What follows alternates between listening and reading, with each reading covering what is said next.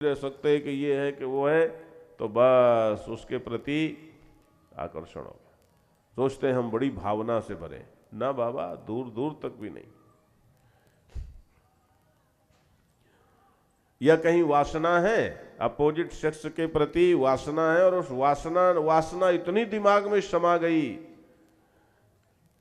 कि दिमाग ने काम करना बंद कर दिया। तो आजकल के लोग समझते हैं बड़ी भारी मोहब्बत हो गई। अरे भैया, यदि ये मोहब्बत होती तो मोहब्बत में तलाकें नहीं हुआ करती। आज जितनी मोहब्बत बढ़ी है उतनी ही तलाकें भी बढ़ी हैं, उतने ही परिवार भी टूट रहे हैं। ज्यादातर मोहब्बत वाले तलाक करते हैं, ज्यादातर मोहब्बत वाले एक दूसरे के साथ बिल्कुल, बहुत कठिन है मामला। इसलिए भाई हम लोग तो प्रैक्टिकल बात करते हैं। भगवान कहते हैं जो अयुक्त है उसके अंदर भावना भी नहीं है, भावना भी नहीं है। कि क्यों? एक बात आप बताओ, एक आत्मा, आपके यहां जब शादी ब्याह होती है, इस समय शादी ब्याह का सीजन है, तो एक खून के, एक कुल कुनबे के सारे लोग इकट्ठे होते हैं, तो आप कैसा महसूस करते हो? आहा, ये हमारा कुनबा है, एक खून है, अच्छा महसूस करते हो, अपनापन महसूस करते हो। और आत्मा तो उससे सूक्ष्म है। जब आप सब में एक आत्मा का दर्शन करते हो तो आप आनंद से भर जाते हो और प्रेम से भर जाते हो। और आत्मा में कोई विकार नहीं, कोई रोग नहीं, लेना नहीं, देना नहीं, कुछ नहीं।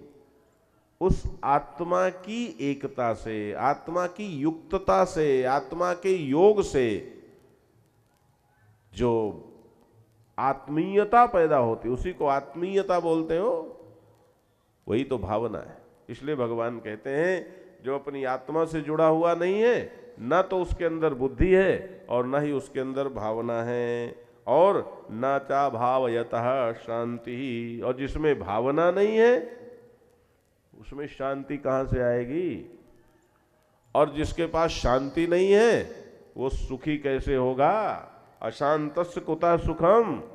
जिसका चित्त शांत नहीं है उसको सुख कहां है?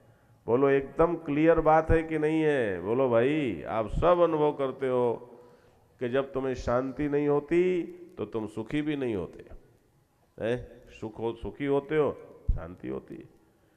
और शांति के मूल में भगवान ने बता दिया कि क्या होना चाहिए, कि अपनी आत्मा से युक्तता।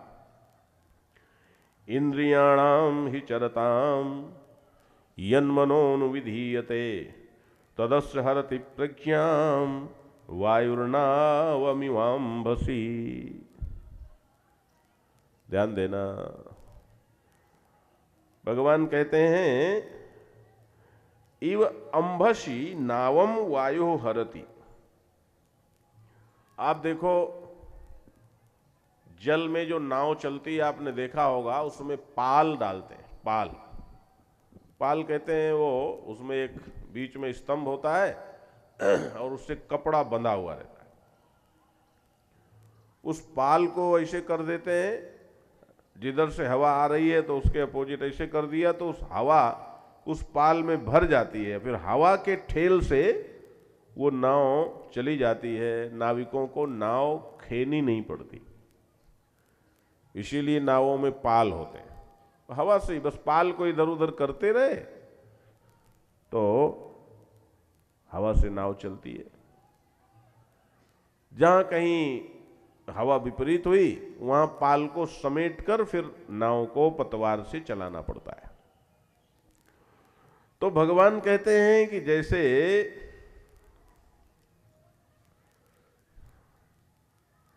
जैसे जल के ऊपर नाव होती है और वायु उसको किसी भी तरफ, वायु हरति, वायु से किसी भी तरफ ले जाता है, ठीक इसी तरह से चरताम इंद्रियाणाम मनः यत् अनुविधीयते। नारायण, यह जो चरताम, जो विषयों को चरती हुई, विषयों में विचरती हुई इंद्रियां हैं, इन इंद्रियों में मन जिसके साथ होता है, जरा ध्यान से सुनो, जिस इंद्रिय के साथ मन होता है वही इंद्रिय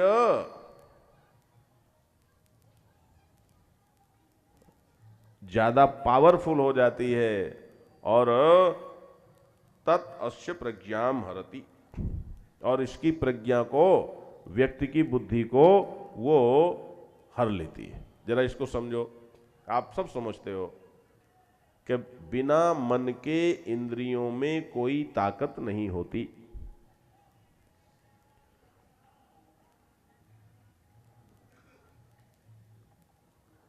आपके कान खुले हैं, आप सुन रहे हो, लेकिन आपका मन एक क्षण के लिए भी कहीं चला जाए तो आपके कान खुले हैं, मैं बोल रहा हूं, लेकिन फिर भी आप मेरा बोला हुआ नहीं सुन पाएंगे। ध्यान देना, नहीं सुन पाएंगे। बिना मन के इंद्रिय की कोई औकात नहीं है। इंद्रियों को मन से ही करंट मिलता है, अन्यथा इंद्रियां बिल्कुल जड़ हैं, बिल्कुल जड़। ये तो यंत्र हैं, जैसे ये देखो यंत्र, ये लटके, इनमें करंट आ जाए तो ये भी जगमगा जाएंगे। ऐसे ही इंद्रियां भी हैं, जब तक उनमें करंट नहीं है तो बस वो है, परी शरीर में पड़ी है एक तरफ। तुम आंखें खोले बैठे हो लेकिन देख नहीं सकते यदि मन आंखों के साथ ना हो, कान खोले बैठे हो, सुन नहीं सकते यदि मन कानों के साथ ना हो। इसलिए भगवान कहते हैं कि अर्जुन, यह मन जरा कीमती है। कैसे कि जैसे हवा किसी नाव को उड़ा ले जाती है किसी भी दिशा में नारायण, ऐसे ही मन जिस इंद्रिय के साथ होता है उसी इंद्रिय को